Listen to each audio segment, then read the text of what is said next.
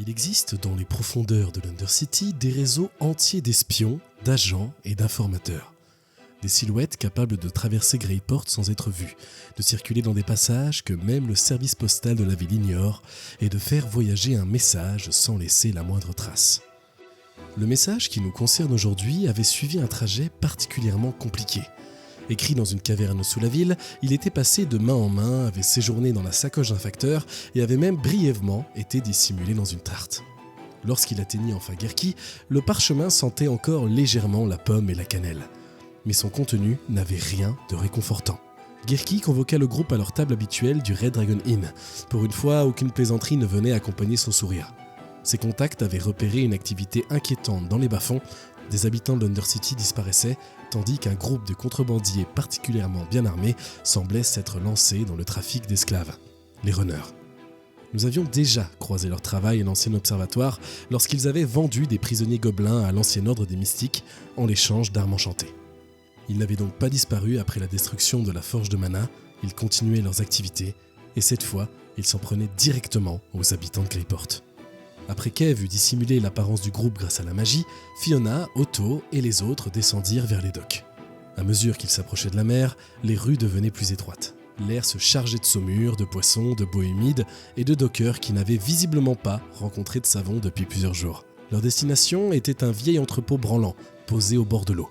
Le bâtiment semblait prêt à s'écrouler au premier coup de vent. Ses portes, en revanche, avaient récemment reçu de nouvelles serrures. Devant l'entrée, plusieurs dockers et gros bras surveillaient les lieux. Gerki parvint à les convaincre de laisser passer le groupe à l'aide de quelques pièces et de gestes dont la signification devait rester entre professionnels. À l'intérieur, pourtant, rien ne paraissait suspect. Quelques caisses couvertes de poussière, des tonneaux moisis, des marchandises empilées sans grand soin, pas de prisonniers, pas de runners, et presque aucune preuve de leur activité. Puis, une clé tourna dans la serrure. Fiona, Otto et leurs compagnons se précipitèrent dans un coin sombre de l'entrepôt, derrière une muraille de caisses empilées de manière inquiétante. Les portes s'ouvrirent, plusieurs individus entrèrent, lanterne couverte à la main, puis traversèrent le bâtiment jusqu'à une petite pièce située à l'arrière. Fiona remarqua immédiatement leurs armes, des lames, des arcs et des équipements bien trop luxueux pour de simples dockers, tous enchantés. Nous étions au bon endroit.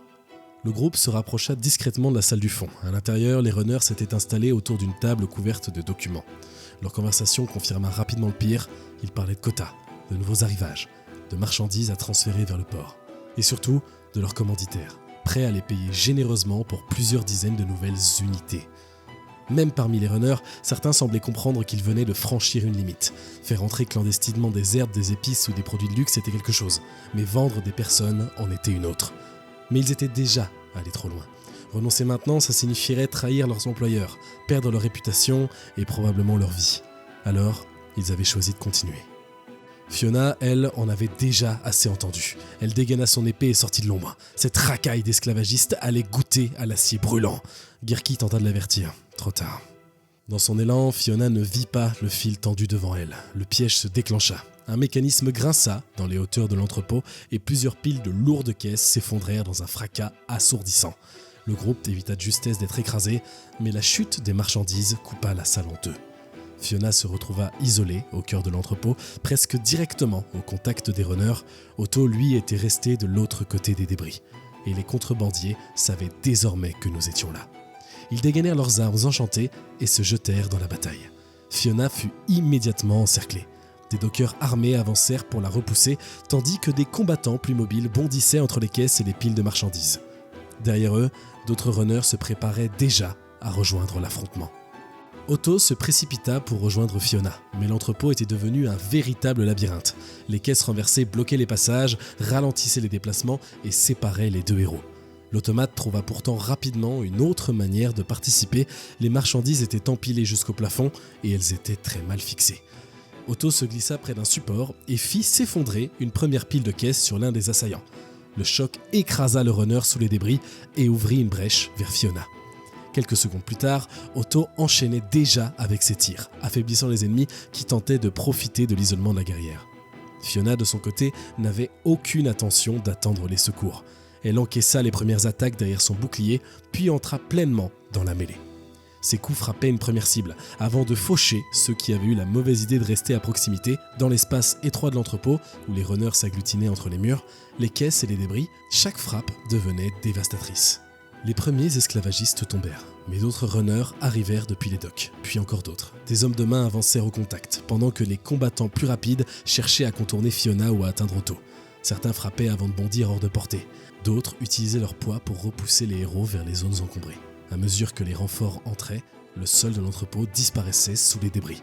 Le piège qui devait écraser Fiona était devenu une arme. Otto courait d'une étagère à l'autre, faisant tomber des caisses sur les nouveaux arrivants avant de les prendre pour cible. Puis, dès que Fiona encaissait un coup trop violent, il détournait son attention du combat pour la soigner et lui permettre de tenir la ligne.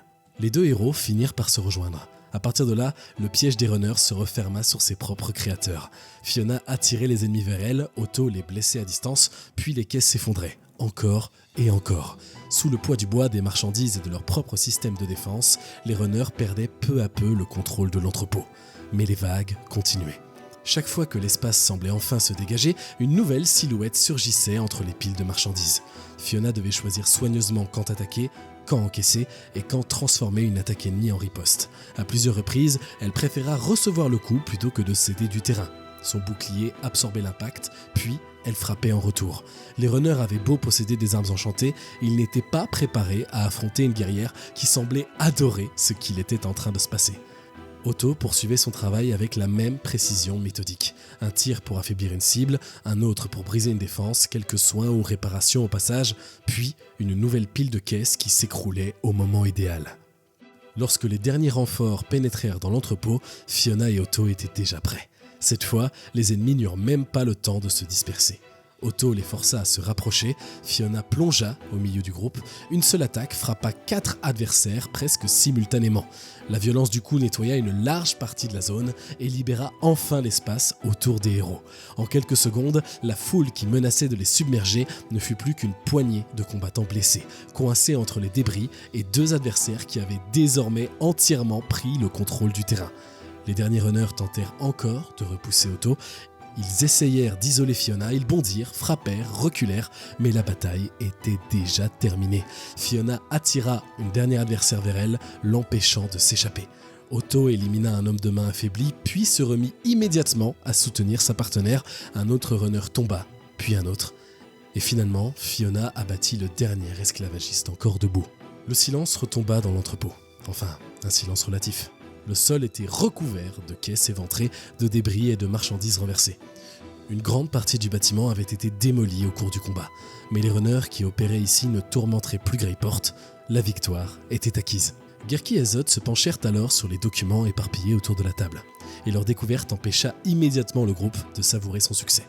Cette bande ne représentait qu'une partie des runners. Les hommes présents dans l'entrepôt géraient surtout l'argent et les registres. D'autres contrebandiers étaient encore actifs, transportant des marchandises au marché noir et travaillant pour tous ceux qui étaient prêts à payer. Un navire devait bientôt quitter Greyport.